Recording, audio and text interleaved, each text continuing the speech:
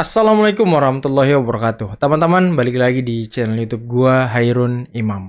Nah, ini ada video yang sangat menarik untuk kita simak bersama-sama, di mana ini terdapat salah satu tokoh yang ya sedikit dan amat disegani lah di sebuah kelompok, yang dimana belakangan ini beliau ini sudah menyebarkan narasi-narasi untuk melawan, untuk membenci pemerintah, utamanya Presiden Joko Widodo, teman-teman.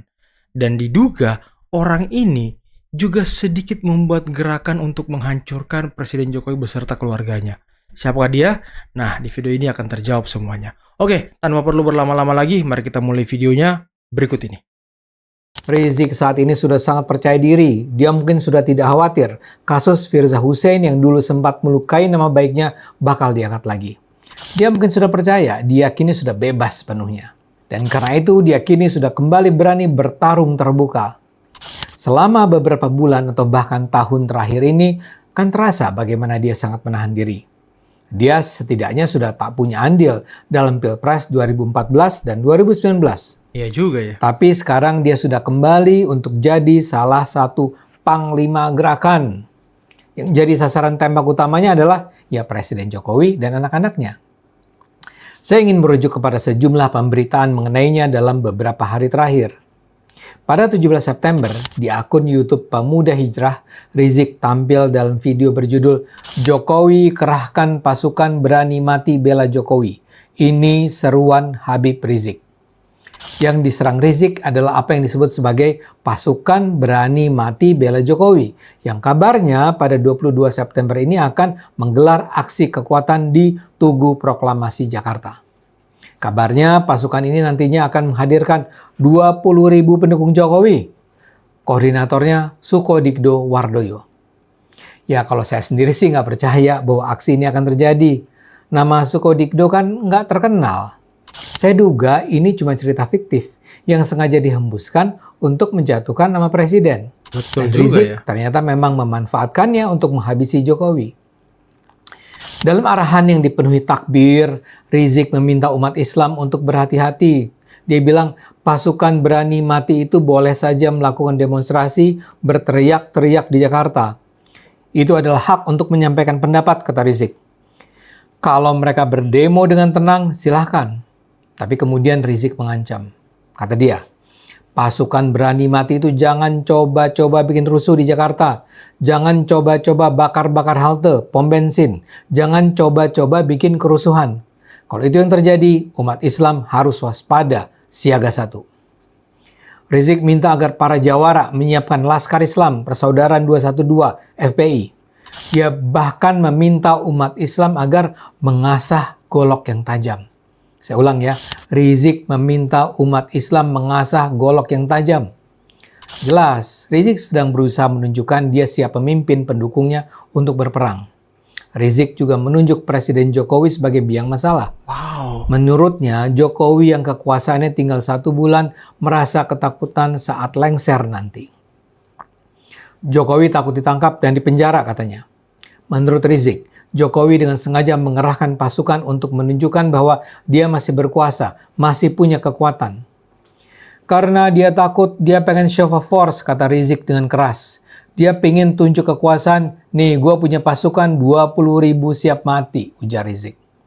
Karena itu Rizik meminta agar kalau ada sampai yang mengajak umat Islam untuk turun, walaupun dibayar, jangan mau. Rizik juga menganggap bahwa aksi bela Jokowi ini adalah bagian dari strategi kebangkitan Partai Komunis Indonesia yang sedang melakukan testing the water. PKI sedang melakukan testing apakah kaum muslim Indonesia masih punya kekuatan, katanya. Karena itulah umat Islam tidak boleh terlihat lemah.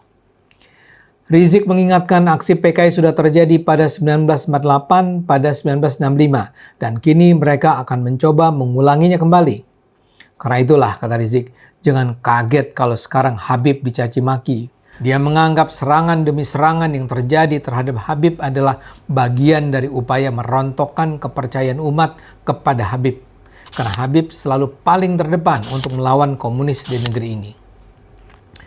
Dia menyatakan prihatin karena saat ini umat Islam diadu domba. Dalam acara Maulid Nabi Muhammad di Petamburan 16 September, dia bilang pendukung PKS dan Anies Baswedan saat ini diadu domba, sementara setan asyik menontonnya. Karena itu dia meminta umat Islam tidak mencaci maki partai-partai Islam seperti PKS, karena posisi mereka memang sulit. Wow.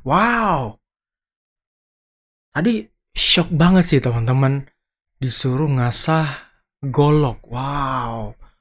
Wah, ini apa ya? Sebuah gerakan yang berbahaya sih teman-teman. Dan tadi katanya apa? PKS dan kubu Anies sedang diadu domba ya. Siapa yang mengadu domba teman-teman ya? Perasaan yang membuat narasi-narasi bahwa PKS itu dan partai-partai itu tersandra itu kan kubu Anies Baswedan. Kubu PKS mah santai-santai aja. Mereka kan sudah menjawab seluruh tuduhan-tuduhannya kan terkait pencalonan Mas Anies di DKI Jakarta.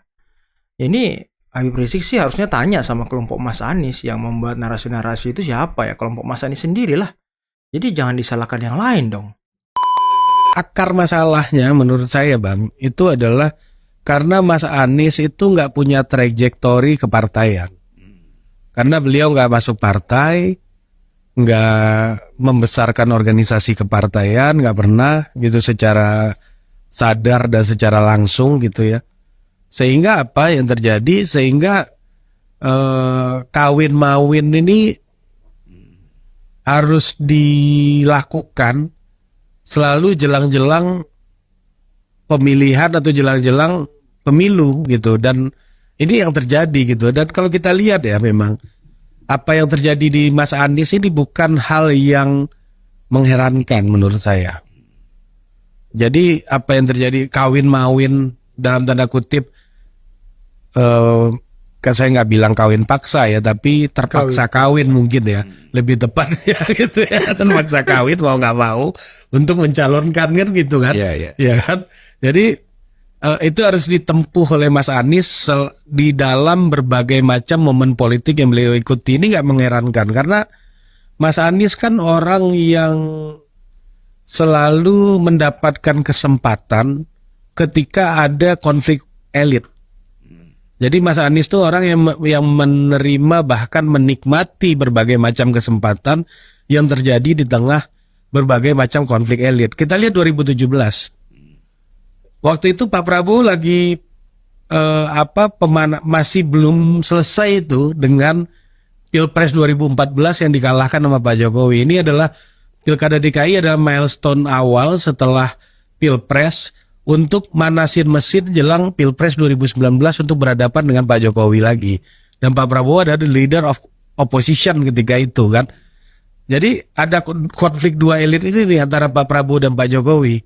Mas Anies menumpanglah di sini ya, dan kemudian memanfaatkan konflik ini. Mungkin dulu bukan Pak Prabowo dengan Pak Jokowi mungkin. Enggak, Mas Anies memanfaatkan konflik ini Antara Pak Prabowo dan Pak Jokowi setelah Pilpres 2014 kan. Oh, setelah 2014. Iya kan, 2017 Pak Anies maju. Iya, 2014. Iya kan, 2014 nih, habis 2014 MK drama panjang kan dramanya waktu itu kan. Iya. Nah, sampai 2017 Pilkada DKI ada konflik lah antara the leader of opposition dengan Pak Jokowi. Waktu itu Pak Jokowi masih PDIP kan. Masih PDI kuat ya. itu kan. Konflik lah ini barang kan. Barang ini konflik, Mas Anies ikut di dalam konflik itu. Apa Menikmati. mendapatkan Mendompleng kesempatan lah. lah. Ya syukur-syukur ya, pasti ya saya yakin beliau menikmati karena akhirnya jadi gubernur kan dari konflik itu. Nah, masuk ke 2024 terjadi lagi hal yang sama, ya kan, PKS, ya kan, ada PKS, terus ada Nasdem, ada Demokrat dulu, ya kan. Ini lebih kompleks lagi di 2024 ini peta konflik elitnya. Jadi kan kita udah berkali-kali bicara bahwa Pak Prabowo dan Pak Surya Paloh punya cerita panjang yang membuat mereka ini Dekat. butuh ekstra effort ya, kerja ekstra untuk bisa ketemu dan bersatu kan. Itu udah sering kita ceritakan lah di podcast kita kan. Bisa dikaitkan dengan wisdom tadi. Iya. Waduh, ternyata Mas Anies suka mendompleng di setiap masalah, teman-teman ya. Pantas saja sekarang dia sebagai pahlawan bagi oposisi ya. Wow, keren juga Mas Anies. Sampai di situ juga ternyata gerakan-gerakan Mas Anies ya. Karena kalau kita lihat memang teman-teman ya, orang-orang yang ada di lingkaran Mas Anies, jubir-jubirnya itu ya, selalu memanfaatkan kondisi. Contoh misal terkait dengan gerakan anak abah yang menyerukan untuk mencoblos 3 paslon yang ada di DKI Jakarta. Dan ini kan sebagai negarawan harusnya Mas Anies kan melarang ataupun menghentikan gerakan-gerakan tersebut. Tapi ya pada kenyataannya Mas Anies hanya berstatement itu sebuah kekecewaan, itu sebuah respon, itu sebuah ini bla bla bla. Ya dia hanya mengungkapkan alasan mengapa orang seperti itu, tidak mengungkapkan ya itu harus dihentikan gitu. Padahal kan di sebelum-sebelumnya Mas Anies itu selalu menyerukan untuk tidak golput. Nah, ini kan aneh teman-teman. Ya standar ganda lah dari anak abah ya kan. Ya, topik kita adalah 5 besar Jokowi enemy ya. 5 besar musuh dari Jokowi versi versi omon-omon sosial media. Bukan versi yang dirilis dan dibasiskan pada hasil riset mendalam dan terukur, tetapi berbasis pada amatan dan perasaan saja. Di urutan kelima, ya saya ya di sini bukan partai politik, meranking adalah Bang E.F. Saipuloh. Ya, ini menarik ya karena E.F. Saipuloh Bang ya E.F. kan. Saipuloh ini adalah salah seorang periset handal ya, konsultan politik yang tentu memiliki nama besar dan segudang pengalaman karena beliau bukan saja seorang akademisi, ya, bukan sebatas seorang yang membangun sebuah institusi riset yang ternama dan sudah banyak melahirkan atau menggolkan kontestasi kekuasaan di level nasional dan tentu level daerah atau regional. Dan beliau ini menempatkan urutan kelima karena kita pandang konsisten dalam konteks untuk menghadirkan sebuah serangan-serangan ya, serangan-serangan kepada Pak Jokowi ya, konsisten untuk mencoba untuk membangun framing ya dalam pendekatan yang menurut saya dari seorang yang cakap ya dengan retorika politik atau retorika komunikasi politik yang handal ya seperti itu. Dan sampai hari ini konsisten. Saya kira Bang F10 juga banyak hal yang bisa kita petik manfaatnya sekalipun juga ada bias-biasnya ya. Jadi silakan saja teman-teman mencoba untuk ngulik tentang performa beliau di ruang media sosial. Kemudian di level yang berikutnya ya, di ranking keempat itu ada Bang Refli Harun. Nah ini Bang Refli Harun ini juga tentu mirip 11-12 dengan Bang E.F. Saipuloh karena kiprah beliau barisan sakit hati semua ya kan, semuanya barisan sakit hati kayaknya guys. Eksistensi beliau di dunia hukum dan politik ya, ketatanegaraan sehingga beliau piawai di dalam rangka untuk memainkan sebuah narasi-narasi yang kadangkala memang basisnya adalah interpretasi konstitusional yang rasional ya, tapi di lain pihak memang juga kadang-kadang menunjukkan inkonsistensi dalam konteks mengajukan hal-hal yang sifatnya beliau yakini sendiri ya. Sekali lagi ini versi omon-omon ya, bukan versi kajian ilmiah, tapi sejauh amatan mata memandang, pikiran meresap atau apa ya, pikiran mencerna apa yang disampaikan performa Bang Refli Harun. Tetapi saya rasa Bang Refli Harun ini banyak juga hal-hal yang positif ya yang beliau sampaikan yang bisa kita pelajari. Tetapi sekali lagi tetap dalam nuansa kekritisan kita untuk melihat bahwa saat mana Bang Refli Harun bisa dipercayai dan saat mana bisa diragukan ya, bahkan saat mana kita perlu membelakangi pikiran beliau dan kemudian mencari landasan atau pijakan pada pikiran-pikiran yang lain. Ya, tapi saya salut dengan Bang Refli Harun dan juga Bang E.F. Saipuloh yang juga hari ini masih saya anggap sebagai sebuah guru yang ya dengan kebebasan beliau tentu kita perlu hargai. Di urutan yang ketiga, nah di urutan yang ketiga ini kita meletakkan, nah ya namanya Bang Rocky Gerung ya. Jadi ini versi bukan on the spot tapi versi omon-omon bukan Versi partai politik omon-omon. sebagai Jokowi enemy ya. Mengapa kita tempatkan Bang Rocky Gerung sebagai Jokowi enemy di ranking ketiga?